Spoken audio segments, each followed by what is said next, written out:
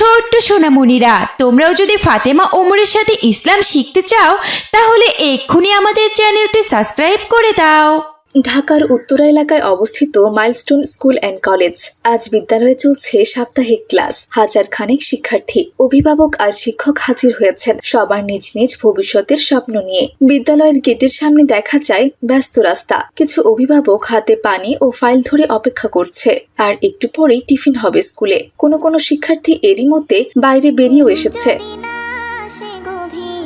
আম্মু, আজকে আমি ক্লাসে সমস্ত পড়া দিয়েছি। শুভ কামনা রইল বাবা। মাশাআল্লাহ, আল্লাহ তোমার ভবিষ্যৎ ভালো করে দেবেন। তুমি শুধু চেষ্টা করে যাও। কিন্তু এত তাড়াতাড়ি তুমি বেরিয়ে এলে যে?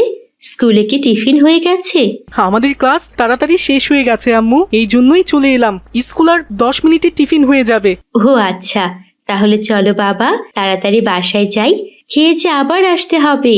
এরপর তারা মা ছেলে বাড়ির পথে রওনা দিল। ঠিক সে সময় বিকট শব্দ করে কোথা থেকে যেন এক যুদ্ধ বিমান এসে তাদের স্কুল বিল্ডিংয়ে আঘাত করল। সাথে সাথে আগুন ছড়িয়ে পড়ল চারদিকে। ভয়ঙ্কর শব্দে গ্লাস ঘর কেঁপে উঠল। তাদের জানালা দরজাগুলো উড়ে গেল। ধোঁয়ায় কোনো কিছুই যেন দেখা যাচ্ছিল না।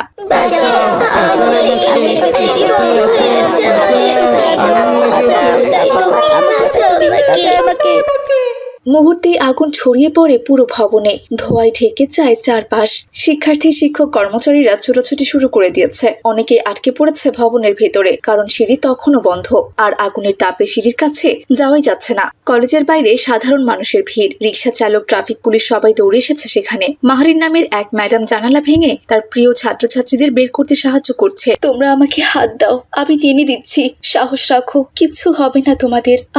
আমি তোমাদের সবাইকে বাঁচাবো। কাউকে রেখে আমি এখান থেকে যাব না। আমার যত কিছুই হোক না কেন, তোমরা শুধু বুকে সাহস রেখো। এদিকে এক রিকশা চালক তার নিজের গায়ে আগুন লাগলেও ওই অবস্থাতেই একটা ছাত্রীকে কাঁধে তুলে নিয়ে হাসপাতালের দিকে ছুটে যাচ্ছে। পরিচিত অপরিচিত সবাই মিলে তারা যেন এ সময় জীবন রক্ষায় ঝাঁপিয়ে পড়েছে। ভাই রে, তোমরা সবাই ওই দিকটায় যাও। অনেক ছেলে মেয়ে ওখানে উলঙ্গ শরীর আর পোড়া দেহ নিয়ে পড়ে আছে, ওদেরকে বাঁচাতে হবে। মুহূর্তে স্বেচ্ছাসেবীরা সেখানে এসে উপস্থিত হলো। ফায়ার সার্ভিস চলে এলো, সাথে সেনাবাহিনী, বিজিবি সবাই সেখানে উপস্থিত হলো এবং উদ্ধার কাজ চালাতে শুরু করলো। চারদিকে শুধু লাশের সারি, সবার ছিন্ন বিচ্ছিন্ন দেহ পড়ে আছে। তো ছোট্ট বন্ধুরা, তোমাদের জানতে ইচ্ছে করছে না কিভাবে এই ভয়ঙ্কর আগুনের সূত্রপাত হলো, আর কি করে বা ওই যুদ্ধ বিমানটি এখানে এসে বিধ্বস্ত হলো? এসব বিষয়ে জানতে হলে তাহলে আমাদের একটু পেছনে ফিরে যেতে হবে। চলো তাহলে আমরা এর পেছনের ঘটনা জেনে আসি। উত্তরার বিমান বাহিনী। তৌকির নামের এক পাইলটের বিমান প্রশিক্ষণের জন্য ছিল তার শেষ দিন। আজ হবে তার বিমানের সোলো প্রশিক্ষণ। বিমানের টেকনিশিয়ানরা গ্রিন সিগন্যাল দিলে পাইলট তৌকির এসে বিমানে উঠে পড়ল। সে বিমান রানওয়েতে করে আকাশে নিয়ে গেল। কিন্তু পাইলট তৌকির তখনও জানতো না আজকের দিনটা তার জীবনের শেষ দিন হতে চলেছে। বিমান আকাশে ওড়ার 10 থেকে 12 মিনিট পরে দেখা দিল যান্ত্রিক গোলযোগ। হ্যালো কন্ট্রোল রুম, অ্যালার্ম বাজছে। ইঞ্জিন 2 এর প্রেসার কমছে দ্রুত, তাপমাত্রাও বাড়ছে। ফুয়েল লাইনেও কিছু সমস্যা মনে হচ্ছে। হ্যালো পাইলট, আপনার ডাটা স্পাইক করছে, আমরা কিছুই শুনতে পাচ্ছি না। মনে হচ্ছে বিমান রাডারের বাইরে চলে যাচ্ছে।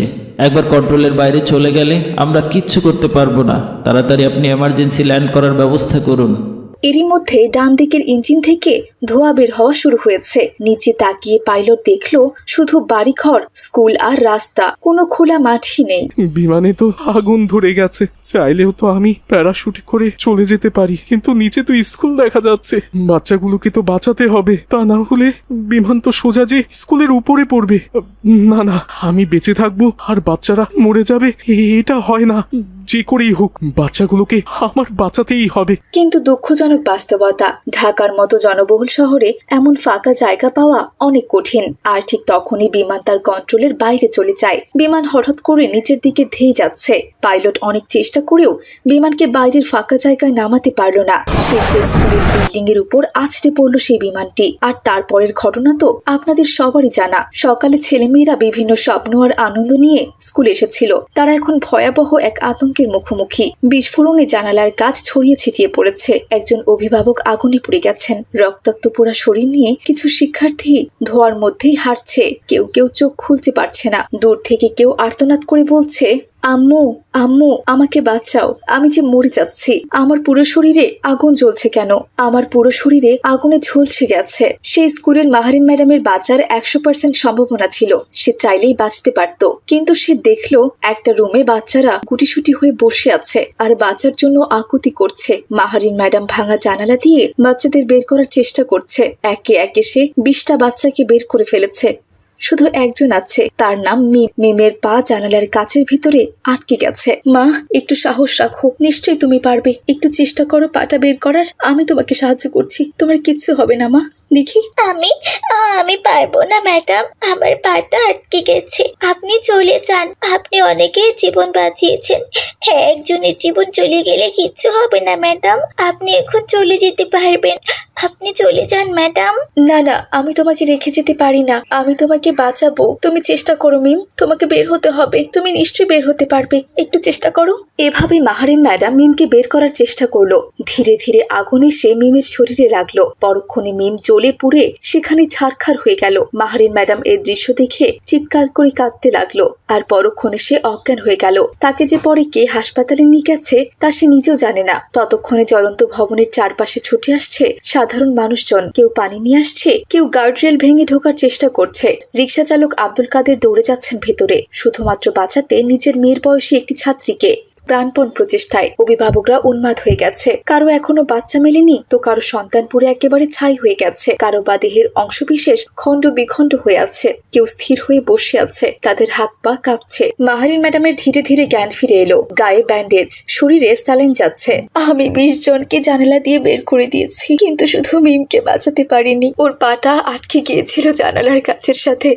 ও আমার চোখের সামনে মারা গেছে। আমি যে দৃশ্য কিছুতেই সহ্য করতে পারছি না। সংবাদপত্রে হেডলাইন হলো, মাহারিন ম্যাডাম আগুনের ভেতর থেকে 20 জনকে বাঁচানো সেই হিরোইন। ম্যাডাম, আমি বড় হয়ে আপনার মতো সাহসী হতে চাই। ম্যাডাম, আমিও বড় হয়ে আপনার মতো সাহসী হতে চাই। আমি তো শুধু আমার দায়িত্ব পালন করেছি, এখন আমি বেঁচে গিয়েও অপরাধ বোধে ভুগছি। আল্লাহ তাআলা আমাকে কেন নিল না? আমি এখনো বেঁচে আছি কেন? আমি যে মিমকে বাঁচাতে পারিনি। মুহূর্তেই মাহারিন ম্যাডামের অবস্থা খারাপ হয়ে গেল। আসলে সে বাইরে বাইরে ভালো থাকলেও তার ভেতরটা পুরো ছারখার হয়ে গেছে। সেটা কাউকে বুঝতে দেয়নি। তাকে দ্রুত আইসিইউতে নিয়ে যাওয়া হয়। আজ পুরো ফেসবুক শৈলাব ম্যাডামের এমন বীরত্বগাথা কাজে সবাই তাকে বাহবা দিচ্ছে। আমাদের দেশের প্রত্যেক স্কুলেই মাহেরিন ম্যাডামের মতো শিক্ষিকা দরকার, যে তার নিজের বাঁচার অপার সম্ভাবনা থাকা সত্ত্বেও নিজের জীবনকে পরোয়া না করে অন্যের জন্য নিজের জীবনকে বিলিয়ে দেয়। আজ উত্তরের আকাশে শুধু ধোঁয়া নয়, ভেসে বেড়াচ্ছে কান্না, আর্তনাদ এবং অসমাপ্ত স্বপ্নের ছাই। এই ঘটনা শুধু একটি ট্র্যাজেডি নয়, এ এক জাতিগত বেদনা, এক ভয়ঙ্কর বাস্তবতা যা আমাদের নিরাপত্তা ব্যবস্থার জবাবদিহি চায়। এই কাহিনী স্মরণ করিয়ে দেয় জীবন কত ভঙ্গুর, কতই না অমূল্য। আসুন আমরা যারা বেঁচে আছি তাদের হয়ে বাঁচি। স্মরণ করি এই শহীদের মতো শিক্ষার্থীদের, যারা আর কোনোদিন কোনো স্কুলের ঘন্টা শুনবে না। তাদের আত্মার মাগফিরাত কামনা করি। তাদের স্বপ্ন যেন আমাদের চেতনায় বেঁচে থাকে প্রতিদিন, প্রতি মুহূর্তে। রসুলপুর মহল্লায় রাশেদ নামের এক ছেলে বাস করত। রাশেদের বাবা দিনমজুর করিম মিয়া অনেক কষ্টে তার ছেলেকে লেখাপড়া করাচ্ছে শহরের ভার্সিটিতে। রাশেদ গ্রামে থাকতে খুবই ভালো এবং মেধাবী একজন ছেলে ছিল, কিন্তু শহরে যাওয়ার পরে খারাপ বন্ধুদের কারণে রাশেদের চরিত্রে পরিবর্তন চলে আসে। সে হয়ে ওঠে বিখ্যাত এক সন্ত্রাসী। তখন তার নাম রাশেদ পাল্টে রেখে দেয় বুলেট মাস্তান। বন্ধু বুলেট, একটা ব্যাড নিউজ আছে। আমাগো ভার্সিটির পাশেই জাফর চৌধুরী নামের এক লোক বিশাল একটা বাড়ি বানাইতেছে, কিন্তু বেডা আমাগো চাঁদা পাঠায় নাই। কি বললি বল্টু? ওর এত বড় কলিজা হয়েছে, আমার এরিয়ার মধ্যে বাড়ি বানাচ্ছে, আর এই বুলেট ভাইকে চাঁদা পাঠায়নি? চল তো দেখি। এরপর রাশেদ তার বন্ধু বল্টুকে মোটরসাইকেলের পেছনে তুলে নিয়ে চলল সে জাফর চৌধুরীর বাড়িতে।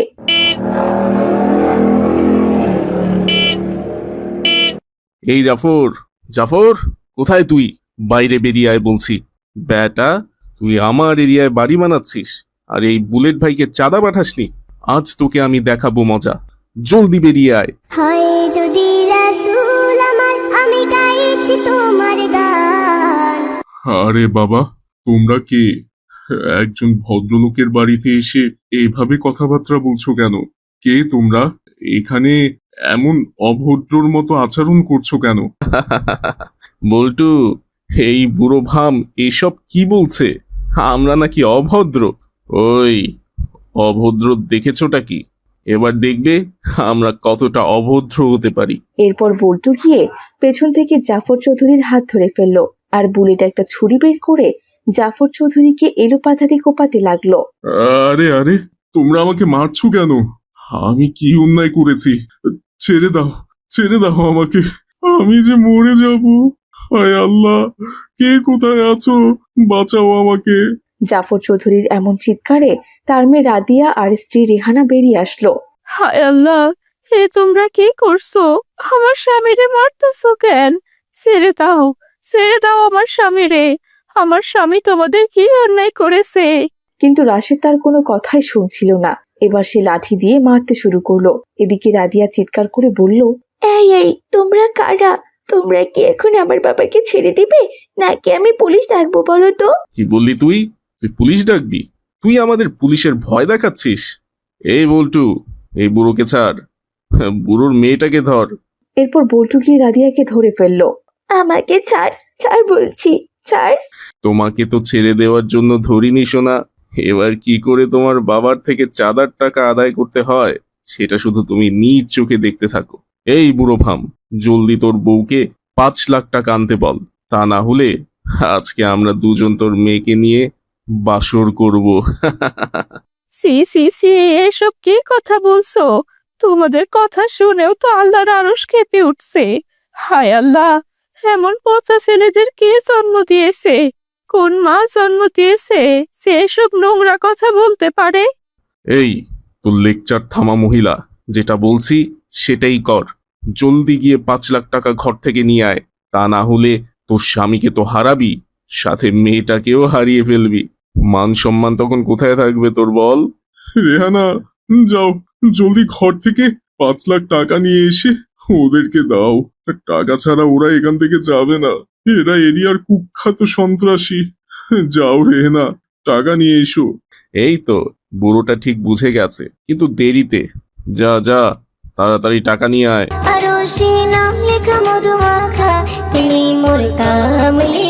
এরপর রেহানা ঘর থেকে 5 লাখ টাকা নিয়ে এসে বুলেট মাস্তান ওরফে রাশিদের হাতে দিল। এই ধরো টাকা, এবার টাকা পেয়ে গেছো। আমার মেয়ে আর আমার স্বামীরে ছেড়ে দাও আর তোমরা চলে যাও। টাকা পেয়ে গেছি, এবার তো ছেড়েই দিব। তবে তোর মেয়েটাকে খুব ভালো লাগছিল। এ বল্টু, কি করব?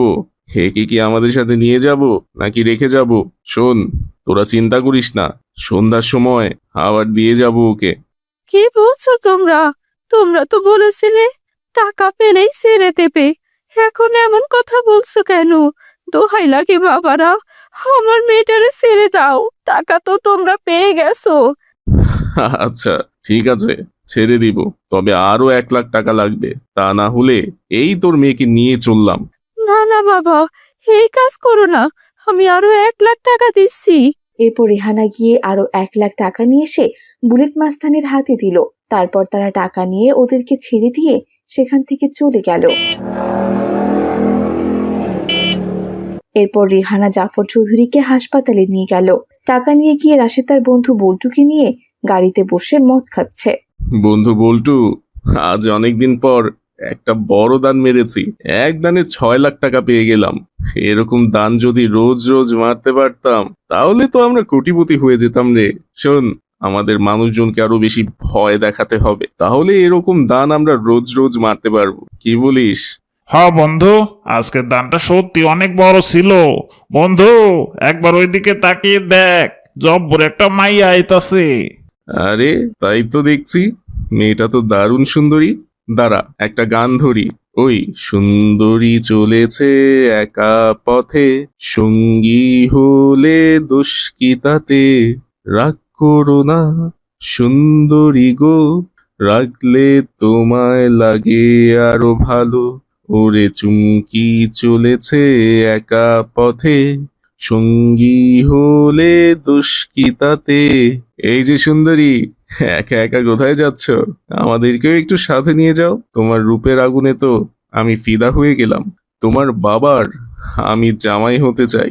চলো চলো সুন্দরী, কাজী অফিসে গিয়ে বিয়েটা করে ফেলি। আপু, এই শয়তান ছেলেটা এসব কি বলছে? ওকে তো উচিত শিক্ষা দেওয়া উচিত। না বোন ফাতেমা, ওরা বখাটে ছেলে, ওদের সাথে আমরা মেয়ে মানুষ পারবো না। তবে বিষয়টা বাবাকে জানাতে হবে। আপু, এরকম ছেলে যদি আমাদের গ্রামে থাকতো, এতদিনে গ্রামের সবাই ওদেরকে গণধোলাই দিয়ে ওকে পুলিশে দিয়ে দিত। বোন, তুই শহরে বেড়াতে এসেছিস, এই জন্যই শহর সম্পর্কে তোর ধারণা নেই। এরকম বখাটে ছেলে এই শহরে অনেক আছে। বেশিরভাগ ছেলে গ্রাম থেকে শহরে এসে বখাটে হয়ে যাচ্ছে। কি বলো আপু, এটা তো খুবই চিন্তার বিষয়। ওদের বাবা মা এত কষ্ট করে ওদেরকে লেখাপড়ার জন্য শহরে পাঠিয়েছে, আর শহরে এসে ওরা কিনা এসব করে বেড়াচ্ছে। ওরা তো ভয়ঙ্কর পাপ কাজ করছে। আল্লাহ তো এই ভয়ঙ্কর পাপীদের কখনোই জান্নাত দিবে না। কি ব্যাপার সুন্দরীরা, দুইজন কি নিয়ে কথা বলছো? ও বুঝেছি, আমাকে নিয়ে কথা বলছো তাই না? চলো না ডার্লিং, বাড়ি চলো। কিন্তু ফাতেমা আর কামিনী ওদের কোনো কথাই শুনল না। তারা দ্রুত সেখান থেকে চলে গেল। তুমি আসমানে থাকো প্রভু, আমি জমিনে